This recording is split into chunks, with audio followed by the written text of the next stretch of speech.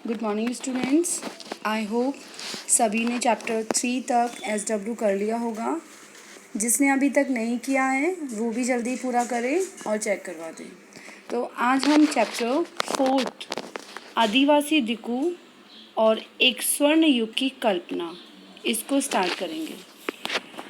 देखिए, इस पाठ के बारे में मैं आपको बता दूं। इस चैप्टर में हम आदिवासियों के जीवन की परंपराएं, उनकी जो आजीविका है किस तरह की थी, संस्कृति क्या थी, शिकार कैसे और किस तरीके से उन्हें अपने आधिकारिक क्षेत्रों से मतलब जंगलों से, जो उनका परंपरागत निवास स्थान होता है ना, वहाँ से कैसे उनको निष्कासित किया गया, किस तरीके के उनके ऊपर अत्याचार किए गए, इस चैप्टर में हम बेसिकली उसी का रीड करेंगे। ठीक है, तो आइए देखते हैं। 1895 में बिरसा नामक एक आदमी को झारखंड में छोटा नागपुर के जंगलों और गांवों में घूमते देखा गया। लोग कहते थे कि उसके पास चमत्कारी शक्तियां हैं। वह सारी बीमारियां दूर कर सकता था और अनाज की छोटी सी ढेरी को कई गुना बढ़ा देता था। बिरसा ने खुद को ऐलान किया था कि उसे भगवान ने लोगों की रक्षा के लिए और उनको दिकुओं यानी क्या होता है, बाहरी लोगों की गुलामी से आज़ादी दिलाने के लिए भेजा है। कुछ समय के भीतर हजारों लोग बिरसा के पीछे चलने लगे। उसे भगवान मानते थे। उन्हें यकीन था कि वह उनकी समस्याएं दूर करने आया है। बिरसा का जन्म एक मुंडा परिवार में हुआ। मुंडा एक जनजाति है, इसको अंडरलाइन कर लीजिए। बिरसा क्या है? बिरसा का जन्म एक मुंडा परिवार में हुआ था। मुंडा एक जनजातीय समूह था जो छोटा नागपुर में रहता था। बिरसा के समर्थकों में इलाके के दूसरे आदिवासी संथाल और उरांव भी शामिल थे। ये सभी अपने आसपास आ रहे बदलावों और अंग्रेजी शासन के कारण पैदा हो रही समस्याओं से बेचैन थे। उनकी परिचित जीवन पद्धति नष्ट होती दिखाई दे रही थी। आजीविका खतरे में थी और धर्म छिन्न भिन्न हो रहा था। देखिए, ये जो मुंडा परिवार है वो एक तरह का जनजातीय समूह है और जनजाति जंगलों में निवास करते हैं। उनकी जो आजीविका होती है वो जंगलों में ही है। जंगलों को क्या करते थे, वहाँ के जो कंद मूल फल शिकार करना, इस तरीके से अपनी जीविका उपार्जन करते थे और वहीं रहा करते थे। मतलब जंगलों को वो अपना आधिकारिक क्षेत्र समझा करते थे। लेकिन अंग्रेजों ने क्या किया कि इनको अपने अधिकारों से वंचित करना प्रारंभ कर दिया, उन्हें वहाँ से निष्कासित करना प्रारंभ कर दिया और विभिन्न प्रकार के तरीकों से उनकी जो जीवन जीने की कला है या जीवन की जो संस्कृति है उनको अस्त व्यस्त कर दिया, छिन्न भिन्न कर दिया। बिरसा किन समस्याओं को हल करना चाहता था, जिन्हें दिकू कहा जा रहा था? वे बाहरी लोग कौन थे? दिकू का मतलब क्या है? बाहरी लोग। तो ऐसी कौन सी जातियां थी, ऐसे कौन से लोग थे जो उनके ऊपर आक्रमण कर रहे थे या उन्हें गुलाम बनाना चाहते थे? उन्होंने इलाके के लोगों को गुलाम कैसे बनाया था? अंग्रेजों के राज में आदिवासियों के साथ क्या हो रहा था? आदिवासियों का जीवन किस तरह बदल रहा था? इस अध्याय में हम इसी सवालों पर विचार करेंगे। पिछले साल आपने आदिवासी समाजों के बारे में पढ़ा था। ज़्यादातर कबीलों के रीति रिवाज और रस्में ब्राह्मणों द्वारा निर्धारित रीति रिवाजों और रस्मों से बहुत अलग थी। जिस तरीके से हमारे रीति रिवाज रस्म वगैरह होती है, बिल्कुल उन्हीं की तरह आदिवासियों की भी होती है। लेकिन आदिवासियों की परंपराएं रीति रिवाज उनके हिसाब से ही होती है, हमारे जैसी नहीं होती है। इन समाजों में ऐसे गहरे सामाजिक भेद भी नहीं थे जो जाति पर आधारित समाजों में दिखाई देते थे। एक कबीले के सारे लोग कुटुंब के बंधनों में बंधे होते थे, लेकिन ये इसका मतलब यह नहीं था कि आदिवासियों के बीच में कोई आर्थिक और सामाजिक फर्क नहीं था। जनजातीय समूह किस तरह जीते थे? 19वीं सदी तक देश के विभिन्न भागों में आदिवासी तरह तरह की गतिविधियों में सक्रिय थे। अब देखिए, यहाँ पे एक खेती का प्रकार बताया है, झूम खेती। झूम खेती यहाँ जंगलों को काट दिया जाता था, उनको जला दिया जाता था और जो राख हुआ करती थी उसको वहाँ ज़मीन में मतलब उपजाऊ बनाने के लिए उसको फैला दिया जाता था और वहाँ पे खेती की जाती थी।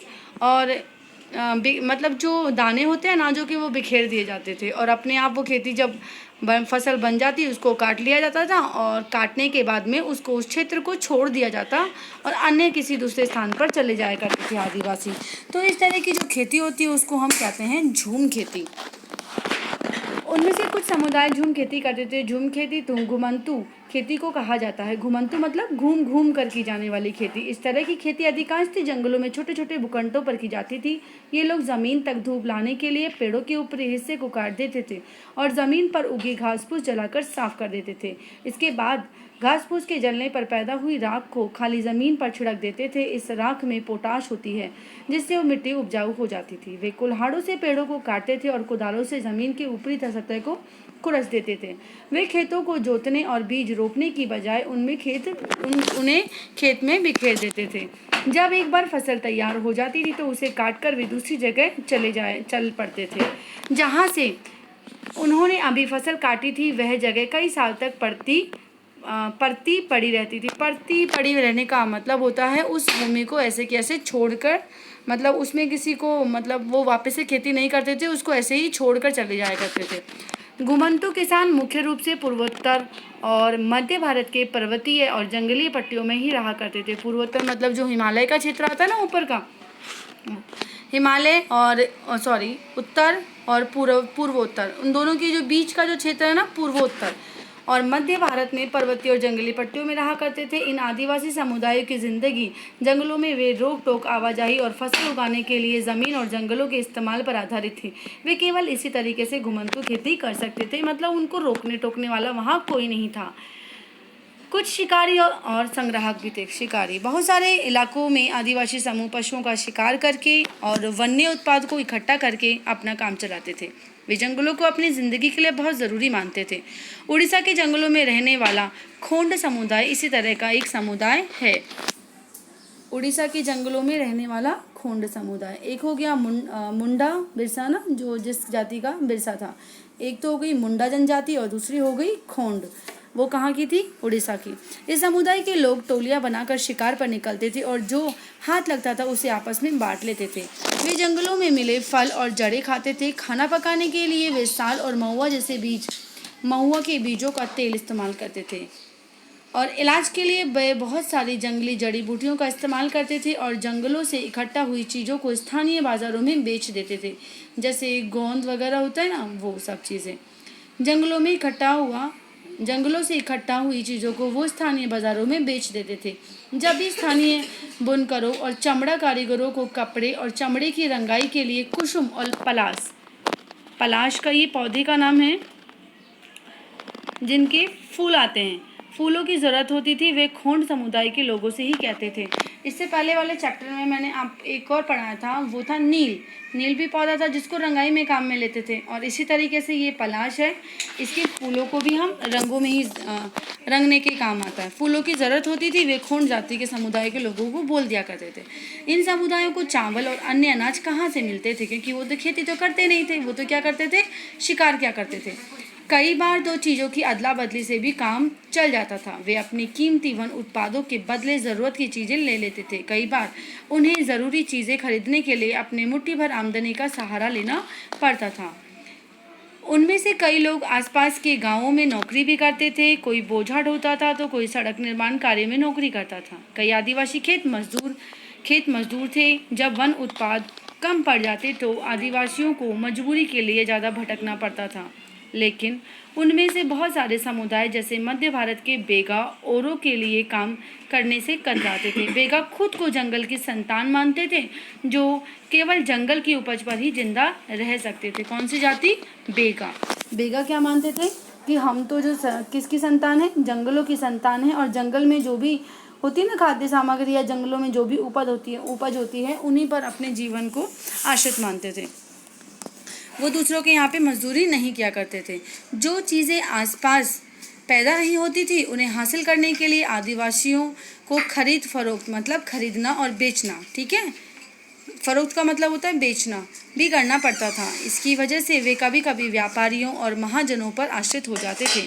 व्यापारी बेचने की चीज़ें लेकर आते थे और भारी कीमत पर चीज़ें बेचते थे। सूदखोर महाजन भी आदिवासियों को कर्जा दे देते थे, लेकिन उसका ब्याज बहुत ज़्यादा लगाते थे, क्योंकि यदि जैसे मान लीजिए ज़रूरत के सामान यदि आदिवासियों के पास में कम हैं, वो वन की उपज के अतिरिक्त हुआ करते थे, तो ऐसे सामानों की पूर्ति करने के लिए वो क्या करते थे, व्यापारियों से खरीदते थे। लेकिन व्यापारियों से खरीदने के लिए उनको पैसे की ज़रूरत होती थी, और ये पैसा कौन देता था, महाजन जो बड़े है ना वो उनको, लेकिन वो पैसा उनको अधिक ब्याज दर पे दिया जाता था।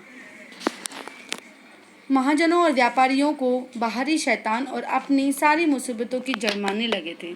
ठीक है, क्योंकि व्यापारी अधिक कीमत पे दिया करते थे और महाजन उनसे अधिक कर्ज पे या अधिक ब्याज दरों पे उनको कर्ज दिया करते थे। इसीलिए इनको क्या बताया गया, उन्होंने एक शैतान का रूप बताया है। कुछ जानवर भी पालते थे। ठीक है, खेती हो गई, झूम खेती, शिकार हो गया, उसके बाद में है कृषि पशुपालन। बहुत सारे आदिवासी समूह जानवर पालकर अपनी जिंदगी चलाते थे।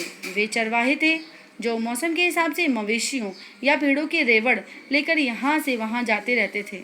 जब एक जगह घास खत्म हो जाती तो वे दूसरे इलाके में चले जाते थे।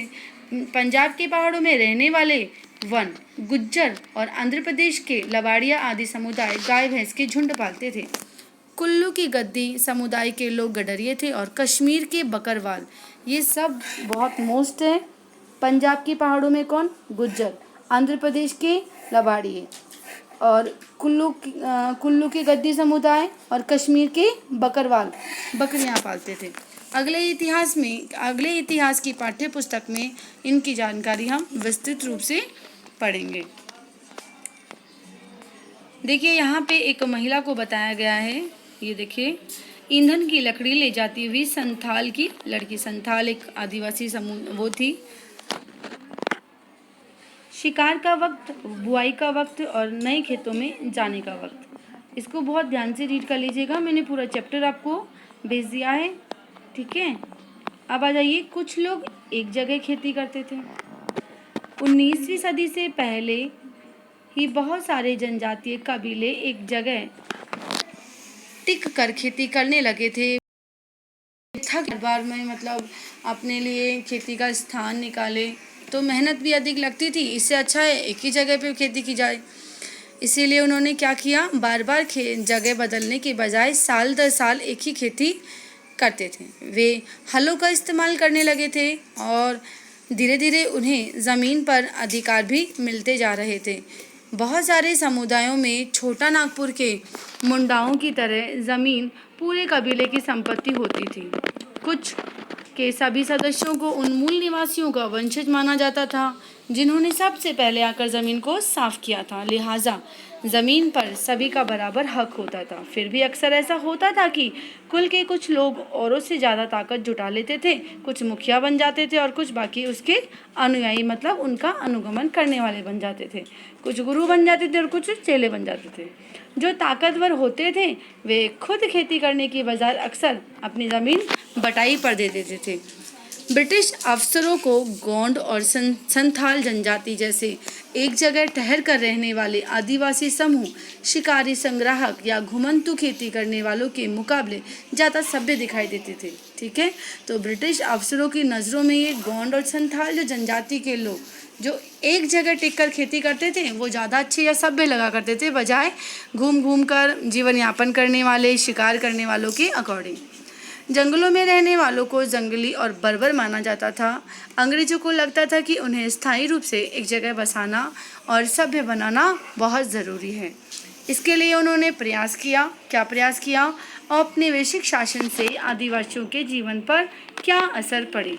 अब देखें, औपनिवेशिक शासन से ये हम आपको नेक्स्ट क्लास में पढ़ाएंगे।